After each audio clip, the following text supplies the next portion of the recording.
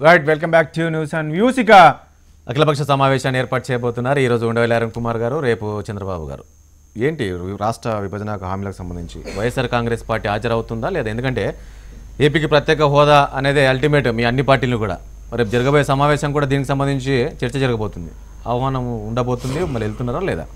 ఒకటండి, ఆంధ్రప్రదేశ్ రాష్ట్రానికి ప్రత్యేక హోదా విభజన చట్ట హామీలపైన ఇప్పటికీ 4 సార్లు ఆంధ్రప్రదేశ్ రాష్ట్ర బంద్ని పాటించాం. ఇక్కడ ఉన్నటువంటి కాంగ్రెస్ పార్టీ కూడా అందుకు మద్దతు తెలిపింది, సిపిఎం సిపిఐ పార్టీ మద్దతు తెలిపింది. పోరాడాం, రాస్తారోకోలు పెట్టుకున్నాం. తెలుగుదేశం పార్టీ మా పైన పీడీ యాక్టులు పెట్టింది, లాఠీ ఛార్జీలు చేసింది, పోలీస్ స్టేషన్లో మమ్మల్ని కుక్కేసింది. బీసీలు ఎస్సీలు ఎస్టీలు పార్టీలు ఏ తారతమ్యాలు లేకుండా హోదా వల్ల వచ్చే ప్రయోజనం ఏంటి, భారతదేశంలో ఏ రాష్ట్ర ముఖ్యమంత్రి సాధించలేని పథకాలు నిధులు నేను సాధించా, ప్రతిపక్షాలకు సవాల్ విసిరిన సందర్భాలు కూడా చూసాం.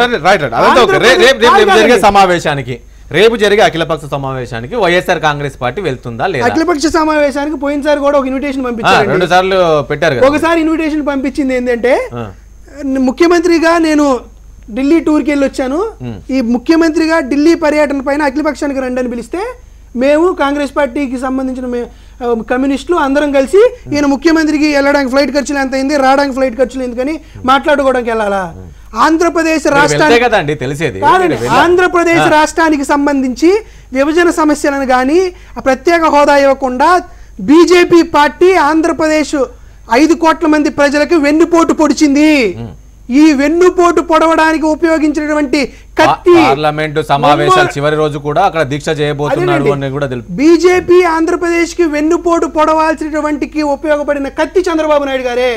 అలాంటి వెన్నుపోటు కత్తిని, అలాంటి ప్రత్యేక హోదా ద్రోహితో మేము ఎటువంటి పరిస్థితుల్లోనూ సమావేశంలో అతనితో పాటు బెంచ్ పంచుకోము. ప్రత్యేక హోదా ఇవ్వనందుకే కదా వాళ్ళని బయటకు వచ్చింది. 4 సంవత్సరాల పాటు కలిసి ఉండి 4 బడ్జెట్లలో ఉండి ప్రత్యేక హోదా కావాలని సుధాకర్ రెడ్డి గారు ఎట్లా చూస్తారు రేపు? ఇప్పుడు మనం చూసాం తెలంగాణ సమయంలో, తెలంగాణ ఉద్యమ సమయంలోనే పార్టీలకు అతీతంగా అందరూ కలిసికట్టుగా వచ్చి పోరాటం చేశారు, ఎస్ తెలంగాణ రావాలి అనేది. ఎందుకు ఏపీ విషయానికి వస్తే ప్రత్యేక హోదాకు సంబంధించి వీళ్ళందరూ కలిసికట్టుగా ఫైట్ చేయలేకపోతున్నారు? ఒకటి, చంద్రబాబు నాయుడు గారు ముందే నిర్ణయం చేసిండు, నేను ఢిల్లీకి పోతా, దీక్ష చేస్తా అనేటువంటి విషయం నిర్ణయం చేసిన దాన్ని రేటిఫై చేయడానికి అఖిలపక్ష సమావేశం పెడుతుండా, లేకపోతే కేంద్ర ప్రభుత్వం మీద అసలు మన డిమాండ్ ఏమిటి అనేటువంటి విశదీకరణ చేసి దానికి అనుగుణంగా పోరాటం చేద్దామని అఖిలపక్ష ఎజెండా అనేది స్పష్టంగా ఉండాలి. కానీ కేవలం నేను అఖిలపక్ష సమావేశం ఏర్పాటు చేస్తున్నా మీరు రాండి అని అంటే ఎట్లా పోతారు?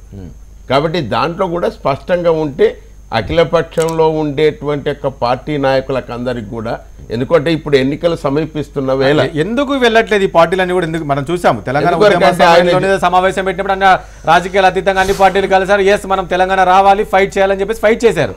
ఇప్పుడు వాళ్ళకు కూడా ఏపీ ప్రత్యేక హోదా అనేదే కదా అల్టిమేట్ గా. ఇప్పుడు విశ్వసనీయత ఉండాలి రాజేష్, విశ్వసనీయత లేనప్పుడు ఇట్లనే వస్తుంది, వేరే రాది. ఆయన చేసేది ఒకటి, ఆడ మాట్లాడేది ఒకటి అనేటువంటి ఒక భావన ఇవాళ అన్ని పార్టీల్లో కలిగేటువంటి అవకాశం వస్తుంది. కాబట్టి ఏదైనా మన స్పష్టత అనేటువంటి ఒక డిమాండ్ మీద స్పష్టత ఉంటే, ఒకవైపు ఏమో నువ్వు అసలు ఏమిస్తలేదు కేంద్ర ప్రభుత్వం అంటావు, రెండవ వైపు ఏమో పోలవరం నుంచి నీళ్ళు ఇలా విడుదల చేస్తున్నానంట అంటావు. అంటే ఏమన్నట్టు అసలు పోలవరం ప్రాజెక్టు నిర్మాణం అవుతుందా లేదా? అదేవిధంగా స్పెషల్ స్టేటస్ అనేటువంటి దాని మీద ఇదివరకే మీరే అంటే స్పెషల్ స్టేటస్ అంటే అది సంజీవిని కాదని. కాబట్టి ఆయన ఇచ్చేటువంటిది ఒక ఏమిటి అసలు? ప్యాకేజ్ ఇస్తామన్నా ఒప్పుకున్నాము, కానీ దాన్ని కూడా మోసం చేశారనే కదా.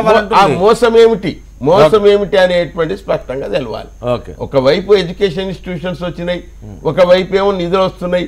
మీరు మద్దతు ఇస్తున్నారా లేదా ఏపీ ప్రత్యేక హోదాకు? మీరు మేమైతే మద్దతు ఇస్తున్నారా లేదా? టిఆర్ఎస్ మేము 2 తెలుగు రాష్ట్రాలు అభివృద్ధి చెందాలనేటువంటి దాంట్లో మేము రేపు దీక్ష చేయబోతున్నాడు పార్లమెంట్ సమావేశం. ఏదైనా కానివ్వండి, వాళ్ళ రాష్ట్రంలో వారికి కావాల్సినటువంటి సదుపాయాలు మెరుగు కావాలని సూటిగా చెప్పన్నా, ఎస్ స్పెషల్ స్టేటస్ సూటిగా చెప్తున్నా, మీకు ప్రత్యేక హోదా ఇస్తుంటే మాకు అభ్యంతరం అంటున్నాం.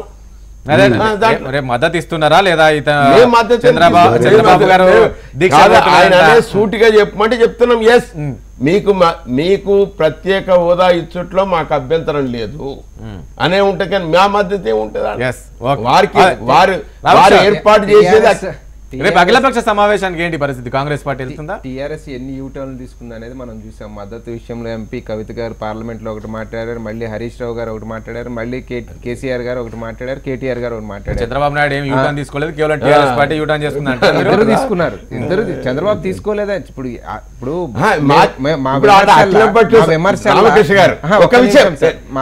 అఖిలపక్ష సమావేశం నిర్వహణకు టీఆర్ఎస్ కి ఏమైనా సంబంధం ఉన్నదా? అంటే రేపు చంద్రబాబు దేశవ్యాప్తంగా పార్టీలంతా కూడా లోనే కండిషన్ ఉన్నది కాబట్టి ఆ కండిషన్ కు అనుగుణంగా స్పష్టత ఇవ్వాలని కేంద్ర ప్రభుత్వాన్ని అడిగినాం. రాజేష్ గారు, ఇక్కడ ఒకటి ఏంటంటే, ఇక్కడ ప్రతిపక్షం కావచ్చు అధికార పక్షం కావచ్చు, ఇద్దరు విపరీతమైన ఈగోకి పోయి రేపు మైలేజ్ ఎవరికి వస్తుందో ఆ ముఖ్యమంత్రికి కుర్చీ ఎవరికి వెళ్తారు. రాష్ట్ర ప్రయోజనం కాదండి, రెండు పార్టీలు కూడా ముఖ్యమంత్రి కుర్చీ కావాలనే ఆరాటంలో రాష్ట్ర ప్రయోజనాలు బీజేపీ దగ్గర సాగిలబడి తాకట్టు పెట్టడం జరిగింది. అధికార పక్షం ప్రతిపక్షం ఇద్దరు కూడా. అయితే ఇది మేము ఖచ్చితంగా సాధించుకొని ఉండేవాళ్ళం. రాష్ట్రపతి ఉపరాష్ట్రపతి ఎన్నికల్లో ఈ రెండు పార్టీలు అడుగు ముందుకేసి వైఎస్ఆర్ కాంగ్రెస్ పార్టీ మేము చేసామంటున్నారు కదా, మీరెక్కడ ప్రత్యేక హోదా కోసం ఉద్యమాలు చేశారని రాజీనామాలు చేశారు. ముందు నుంచి వైఎస్ఆర్ కాంగ్రెస్ పార్టీ వీళ్ళు కూడా చిత్తశుద్ధి లేని శివ పూజలు సార్. వైసీపీ కూడా చిత్తశుద్ధి ఎక్కడ లేదు. వాళ్ళు బీజేపీకి ఇండైరెక్ట్ గా సపోర్ట్ ఇచ్చుకుంటా నరేంద్ర మోడీ గారిని ఏనాడు ప్రశ్నించిన పాపాన్ని వాళ్ళు. అధికార పక్షం డైరెక్ట్ గా ఎన్డీఏలో ఉన్న పరిస్థితుల్లో ఏనాడైనా వైసీపీ ఒక ఇనిషియేటివ్ తీసుకొని మిగతా పోరాడుతున్న పక్షాలు మొత్తాన్ని కూర్చోబెట్టి మాట్లాడే ఇనిషియేటివ్ ఒక్క రోజన్నా వైసీపీ తీసుకుంటారు. రామకృష్ణ ఈ రోజు పెట్టి అఖిలపక్ష సమావేశానికి ప్రత్యేక హోదాకు సంబంధించి రాష్ట్ర విభజన హామీలకు సంబంధించి చర్చ ఎందుకు వెళ్ళట్లేదు? మరి వెళ్ళొచ్చు కదా పార్టీలన్నీ కూడా. ఇంకా ఎజెండా రాలేదు, దేని గురించి అని చెప్పలేదు. ఆ ఎజెండా కనుక క్లియర్ గా ఉండి దానికి సంబంధించి ఆలోచన ధోరణి కనుక నిజంగా రాష్ట్ర ప్రయోజనాలు చేకూర్చేదైతే ఖచ్చితంగా పార్టిసిపేట్ చేస్తాం. ఎందుకు పార్టిసిపేట్ చేయ?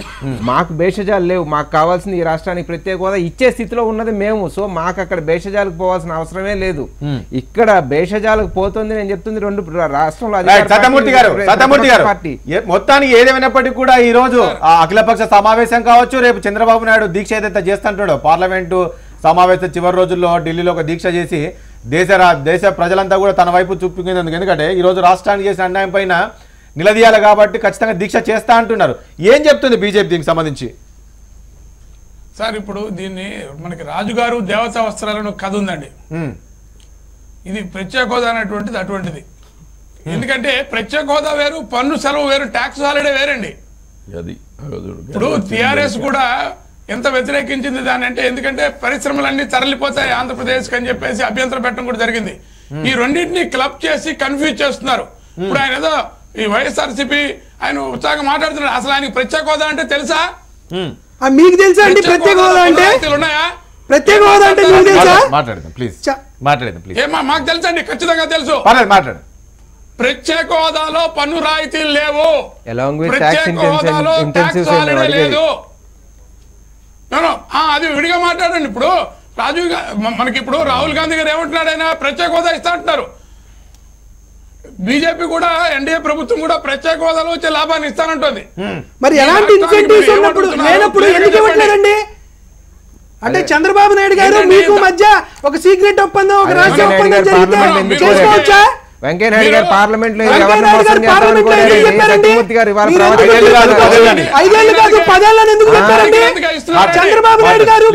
చంద్రబాబు నాయుడు గారిది నరేంద్ర మోడీ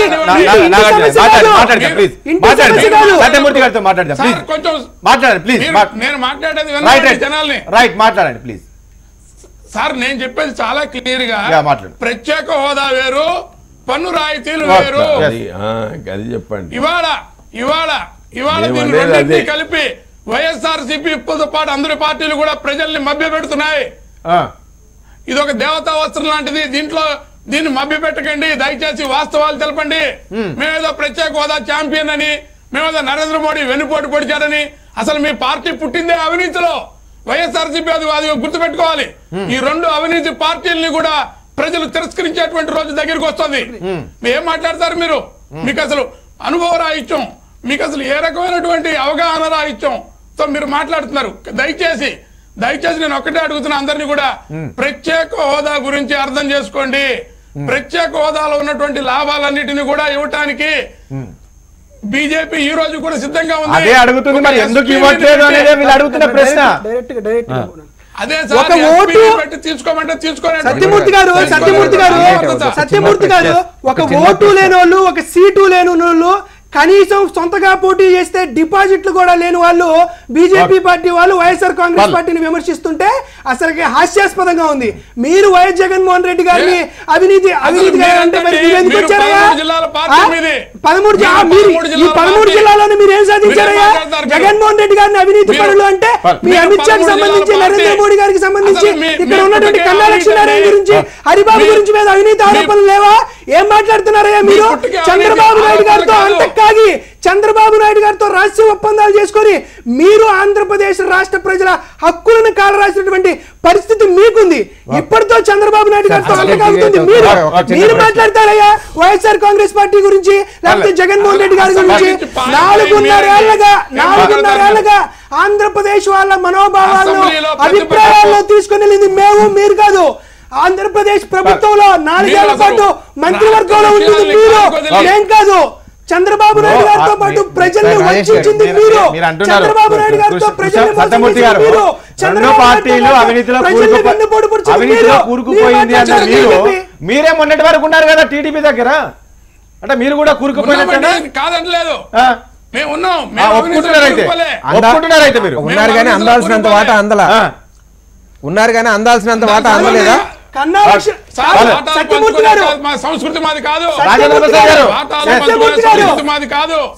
గారు, కన్నా లక్ష్మణ్ గారు 4 లేఖలు రాశారు. భూ కుంభకోణం జరిగిందని ఒకటి, పీడీ అకౌంట్స్ కు సంబంధించిన ఒకటి, కొన్ని లక్షల కోట్ల రూపాయలు చంద్రబాబు నాయుడు అవినీతి పని చేశాడు అన్నారు. నిజంగా మీరు కుంభకోకపోతే మీరు ఎందుకు విచారణ జరపట్లేదు? మీరు విమర్శలు కాగితాలకి, ఏం మాట్లాడుతున్నారా మీరు? జగన్మోహన్ రెడ్డి గారు నిజాయితీగా అవినీతి పరుడైతే 4 ఏళ్ల పాటు మీరు పశువులు కాసారా, పరిపాలన చేశారా? జగన్మోహన్ రెడ్డి గారిని అంటారు. నాగార్జున గారు మీరు సంస్కారంగా మాట్లాడారు, మరి మీరు సంస్కారంగా మాట్లాడారా? అవినీతి పరుడు అని మీరు సంస్కారం మాట్లాడారా? ఏ కోర్టు చెప్పింది అయ్యా సంస్కారంగా జగన్మోహన్ రెడ్డి గారు అవినీతి పరుడు, అవినీతి నుంచి వచ్చిందని? మీరు సంస్కారంగా మాట్లాడితే సంస్కారంగా మాట్లాడతాం. అరే ఎందుకంటే జైలుకి ఎందుకు వెళ్ళారు? అమిత్ షా గారు జైల్లో లేరా? అమిత్ షా గారు జైల్లో లేరా? అమిత్ షా గారు జైల్లో లేరా? చెప్పండి. అమిత్ షా గారు జైల్లో లేరా?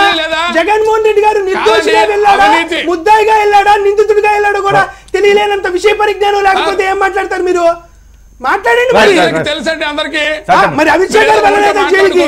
అమిత్ షా గారు జైలు, మీరు గొంతు కాకుండా చొక్కాలను తెచ్చుకోండి, ఏముంది అందులో? ఖచ్చితంగా జగన్మోహన్ రెడ్డి ఖచ్చితంగా అవినీతిలో జగన్మోహన్ రెడ్డి గారు సత్యమూర్తి అని పిలుస్తారు.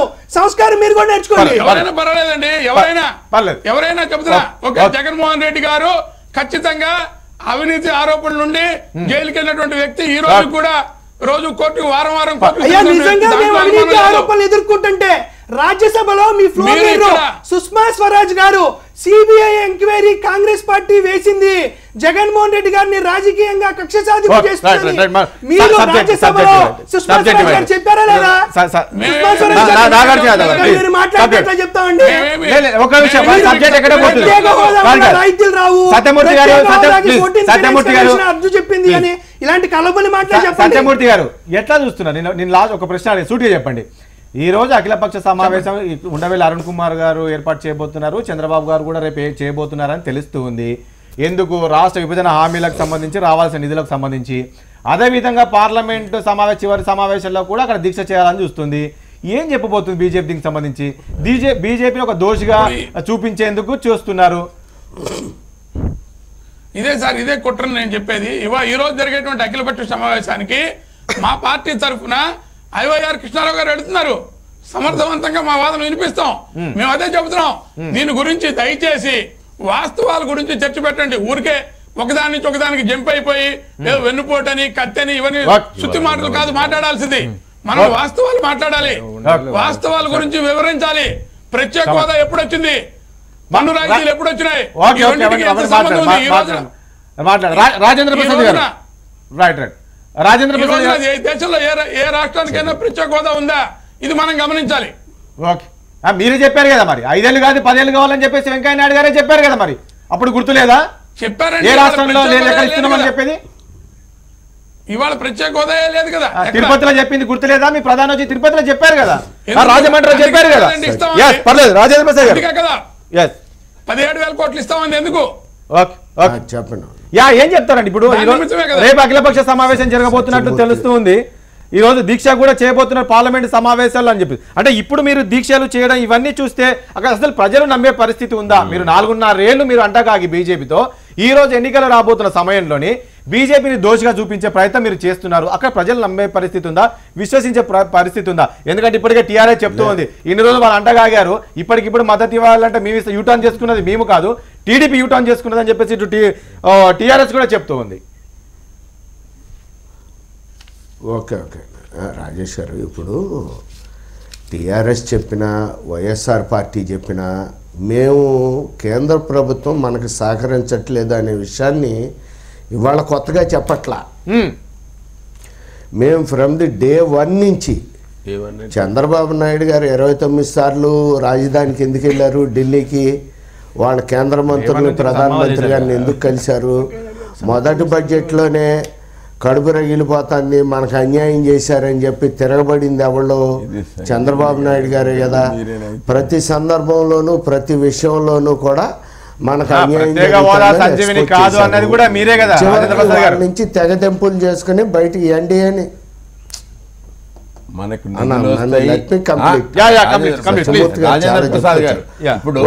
నిధులు వస్తాయి ఆ నిధులను మనం ఇష్టం వచ్చినట్టుగా మళ్లించుకోవచ్చు అనేటువంటి ఒక ధోరణితోటి ఎన్నో సమావేశాలు నిర్వహించి మంచి భక్తగా పేరుగాంచినటువంటి గుంటూరు ఎంపీని సన్మానించారు మీరే ఆ రోజు ప్రశంసిస్తేనేమో సన్మానిస్తారు మళ్ళీ ఎలమెల్ల డే 1 నుంచి మేము విమర్శించడం అంటావు ఇది ఎట్లనండి ఇది రాజేంద్ర ప్రసాద్ గారు అదేనంటున్నా ప్రజలు విశ్వసిస్తున్నారా లేదన్నా సుధాకర్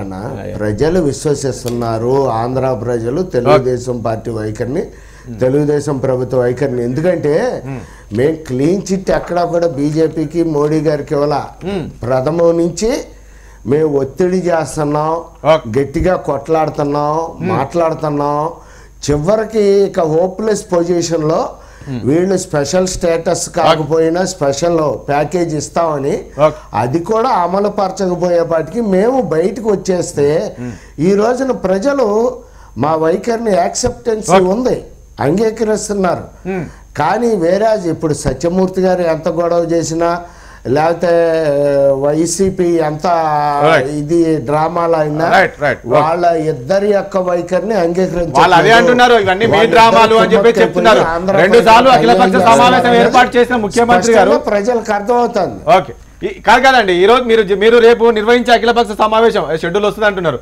అంటే వైఎస్ఆర్ కాంగ్రెస్ పార్టీ జనసేన వీళ్ళిద్దరు కూడా మనం చూసాం గతంలో వాళ్ళు తిరస్కరించారు మేము రావట్లేదు ఎందుకంటే మీరు తీసుకున్న యూటర్న్ల నేపథ్యంలో రేపును కూడా వీళ్ళని ఆహ్వానించే అవకాశం ఉందా డెఫినెట్గానండి ఆహ్వానిస్తాం వైసీపీని జగన్మోహన్ రెడ్డి గారిని ఆహ్వానిస్తాం జనసేన పవన్ కళ్యాణ్ గారిని అన్ని రాజకీయ పార్టీలను ఆహ్వానిస్తాం ఎందుకంటే మాకు ఎటువంటి రిజర్వేషన్స్ లిమిటేషన్స్ లేవు మాకు రాష్ట్ర శ్రేయస్సు ఆంధ్ర ప్రజల సంక్షేమమే మా లక్ష్యం కాబట్టి అందరినీ కలుపుకుని సత్యమూర్తి గారు చర్చలో పాల్గొన్నందుకు అదేవిధంగా రాజేంద్ర ప్రసాద్ గారికి నాగార్జున యాదవ్ గారికి పాత్ర సుధాకర్ రెడ్డి గారికి ఇక అంబటి రామకృష్ణ గారికి చర్చలో పాల్గొన్న అందరికీ కూడా ధన్యవాదాలండి ఇది వాళ్ళ చర్చ రేపు అంశంతో మళ్ళీ కలుద్దాం చూస్తున్నానండి HM TV నమస్తే